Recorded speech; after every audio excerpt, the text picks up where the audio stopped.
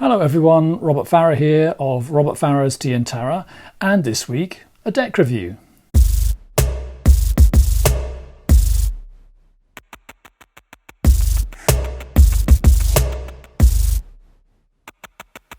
And today something very special.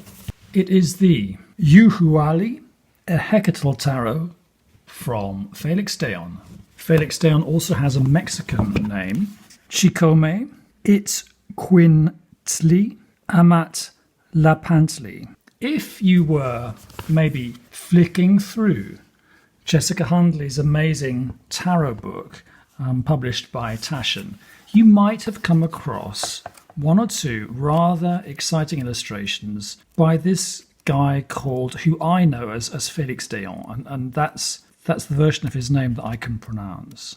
And in this wonderful coffee table book, which is a sort of a roundup of old and new tarot decks, there appeared, I think, two illustrations from this extraordinary Mexican native Mesoamerican deck that he designed. But this book came out before Felix Deon's tarot deck, so it was a real triumph to see him in there. He's an independent. It's an independent production. It's not, this is not US Game Systems or one of those big companies like that. Here we go, and that is Temperance, La Templanza, in this deck. And I mean, these are very eye-catching designs. They're very beautiful.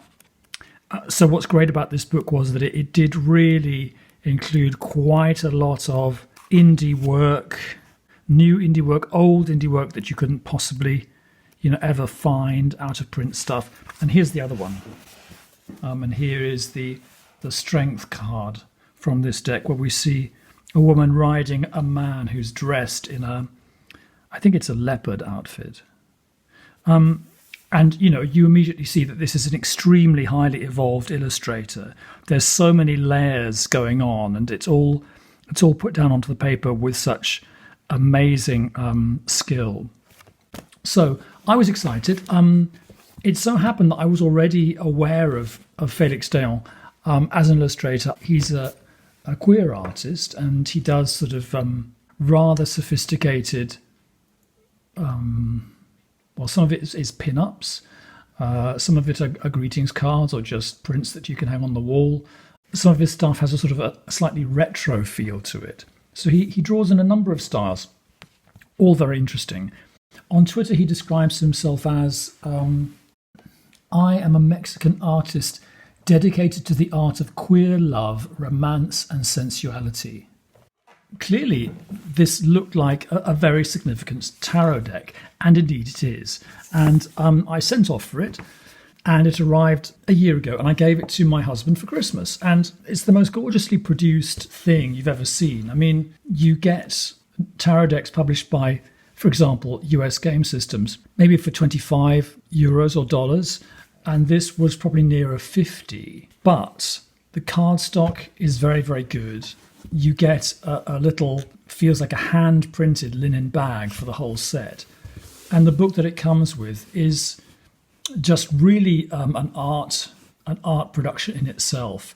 It's absolutely gorgeous. It's cloth cover here with gold.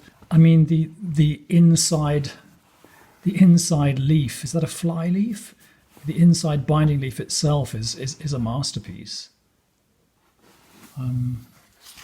The paper has a slightly recycledy feel, which is great. It's in bilingual Spanish and English, and it's two colours, sort of blood brown and black and white. And so you get stuff for every card. So it's the design of the book is absolutely ravishing. The book itself, is worth a lot. And then the cards, you get to the cards, and you're very pleased to see they're really thick. They have a beautiful back, and the colours are strong. So all in all, it's an extremely strong production. And I want to say, first of all, that this is a deck that I completely support and completely applaud it. I think it's a very, very significant deck. I think Felix is clearly some sort of mad genius. He's created this synthesis of Rider-Waite-Smith and native Mesoamerican traditional spirituality, and the synthesis is really quite advanced. It's quite highly developed in the illustrations and in the book. So it's an absolute labour of love. It's a major statement in terms of tarot design. Okay, having said all that, I have a couple of reservations about this deck. I wish it well, but I am reviewing decks here, and so it's kind of what I'm doing. I like the cardstock, I like the back, and I like the colours. I think the colours are fantastic. I'm not sure whether they're as well printed as the illustrator deserves. And I know I've produced things myself, and it's very difficult to make things happen in this life in the best possible way. But yeah, here we have the the Taschen book, in which one of these illustrations appears, and here we have a card from the deck. And actually, they're almost the same size. There's not a huge difference there. Now, if you look at one of the details in the Taschen book, okay, let's look at the face. A truly beautiful illustration there. And let's look at the face on the card. It's not quite so sharp. If you look at the hand, look at the sun in the background there. It seems almost to have numbers on it, like a clock. And then I'm going to show you the sun in the background here, and I am in focus. Those clock-like details are not really there. If you look at that white line on the leg, and then you look at the card here, it's not as sharp. The whole thing is not as sharp. And I think that's a production criticism. You see, look at these reeds here. Look at them here. They're not as sharp. So that's my first reservation. My second reservation is that I find the book, and I have read a fair amount of the book. I haven't read it all because, frankly, I find it a bit heavy going.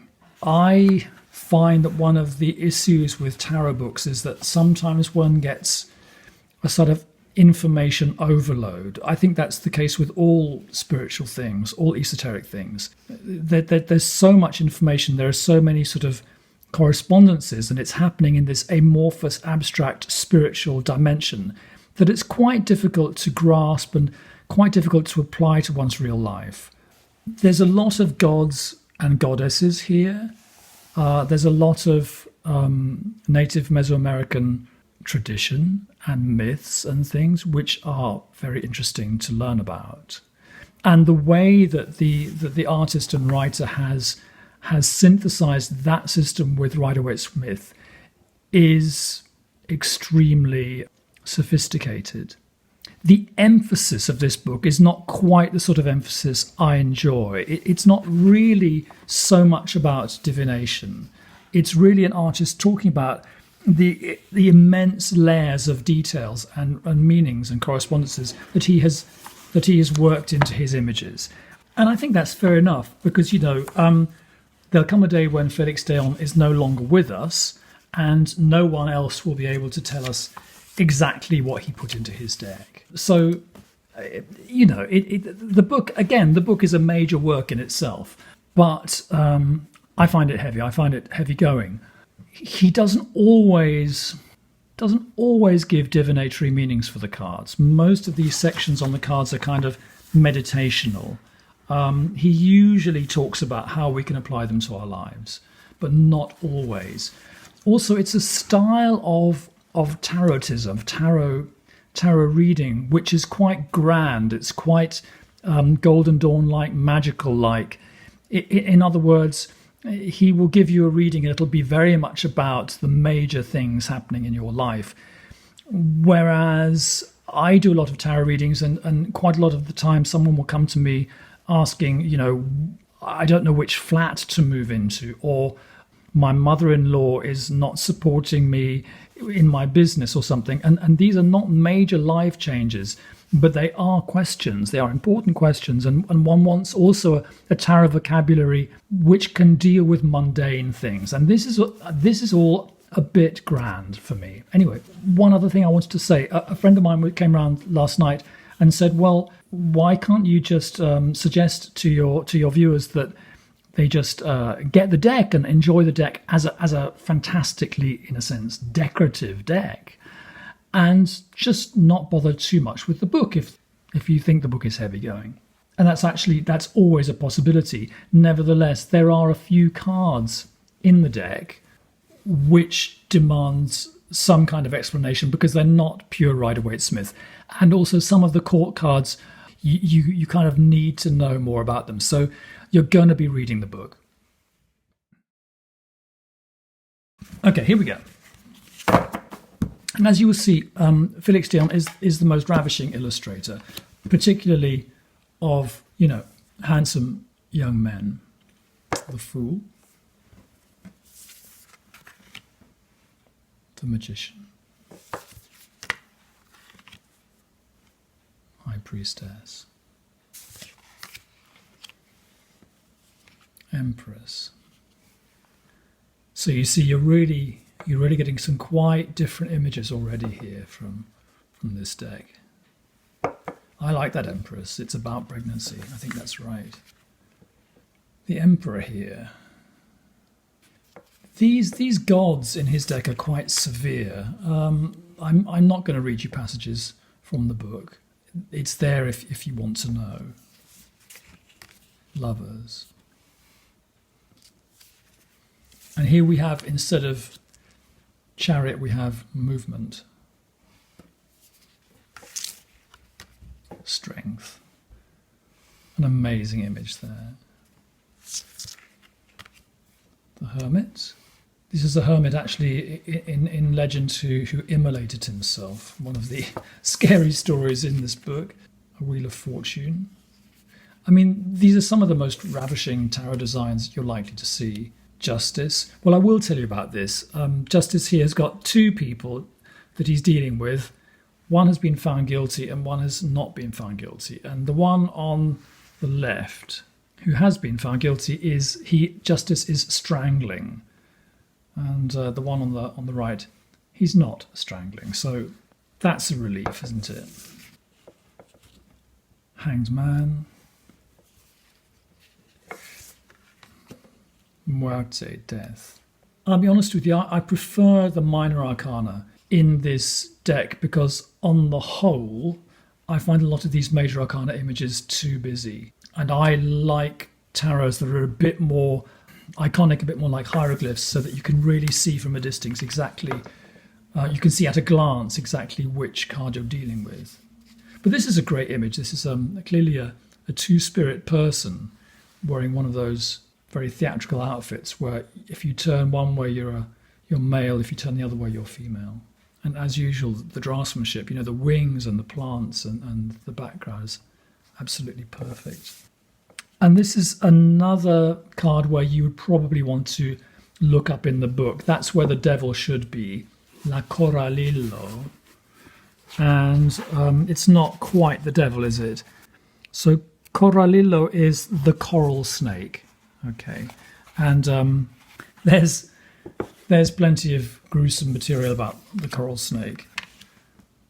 Amazing tower, a lovely star, but they are highly decorated. These major arcana cards. So there's the space. There's not a lot of quiet space in them. A beautiful moon card. A beautiful sun card. Again, we don't have judgment, we have purification there. And, you do slightly have to concentrate to read that image. But it's all there, it's all happening. And again, you would refer to the book to find out exactly what the symbolism is about. And then a world card. Let's have a look at his four suits. The first suit is hearts. So yeah, there's the Ace of Hearts. The hearts here, they're all spurting blood. That's just the way he is. It's interesting how he's made a correspondence between this and the Ace of Cups. You have in the Ace of Cups, you have the 5 streams of water, and here you have 5 streams of blood in different colour. I believe that's what it is. I think these minor arcana cards are very successful. There's a bit more sky, and there's quite a recognisable correspondence with the Rider-Waite-Smith. And they are just charming. And I think this is really what this illustrator does best. It's simple, sensual, attractive, touching images. 8 of Cups walking away there.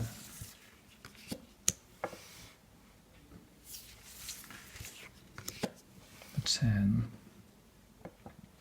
Now the court cards, you would probably need to look at the book, but he's got 4 ranks. We've got the Youth, Youth of Hearts,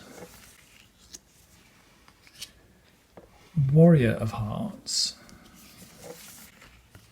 Queen of Hearts, and King of Hearts. And the Queen and the King are described as gods. And this is a sort of in this, I guess Felix Dion is following the Golden Dawn tradition, in which they're not really kings and queens. That it's a god and a goddess there.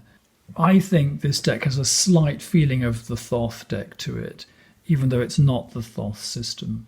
Next up, we're doing flints now, and actually that's his version of swords. The Ace of Flints. And hearts was clearly cups, wasn't it? The 2 of flints. 3 of flints. 4 of flints. 5 of flints. What a fantastic costume. 6 of flints.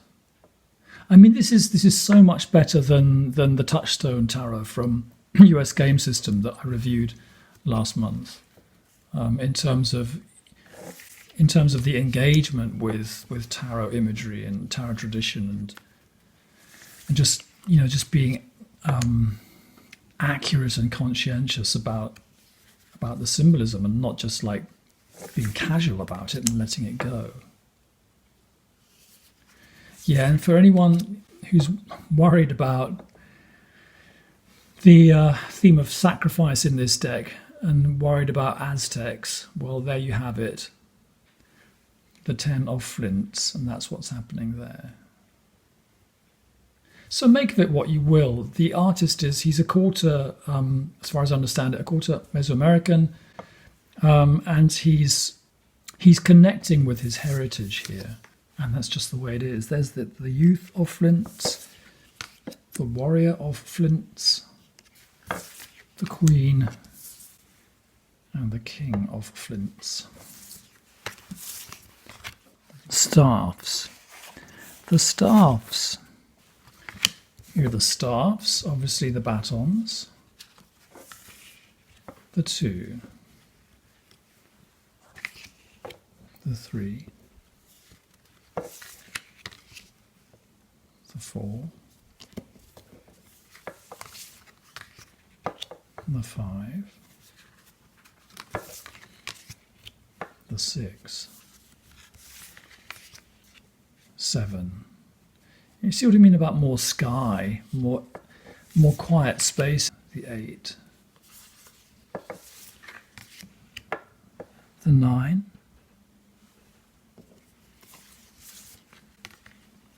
the 10, a very luscious Youth of Staffs,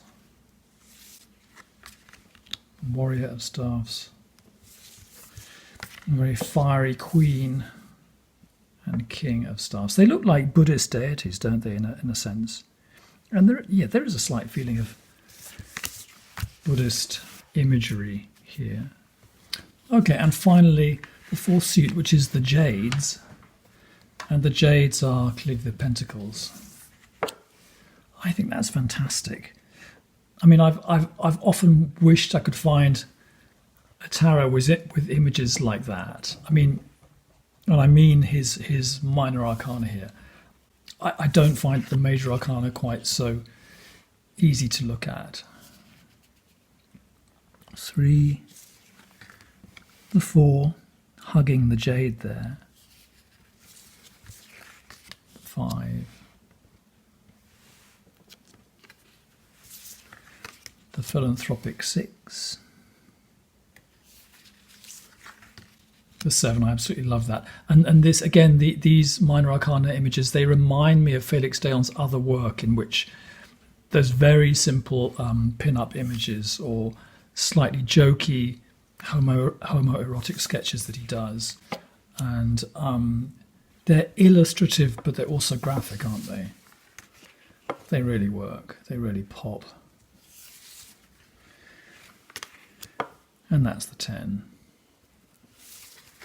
So we have the Youth of Jade,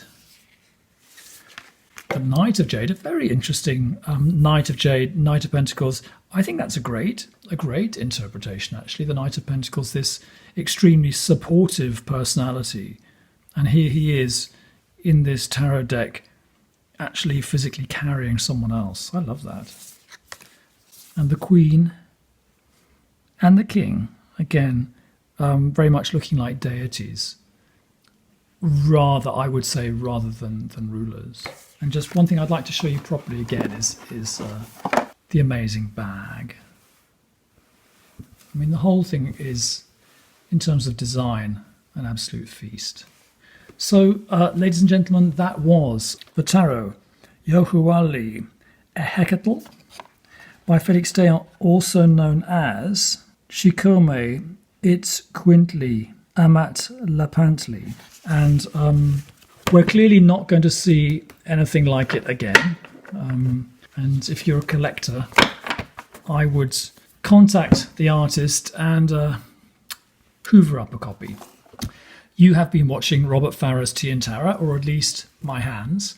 If anything occurred to you in the course of that video about this deck, if you'd like it, or if you have it, and you have thoughts about it, if you've read the book, if you have feedback to give me, then let me know in the comments section below, and I'll see you next week. Bye.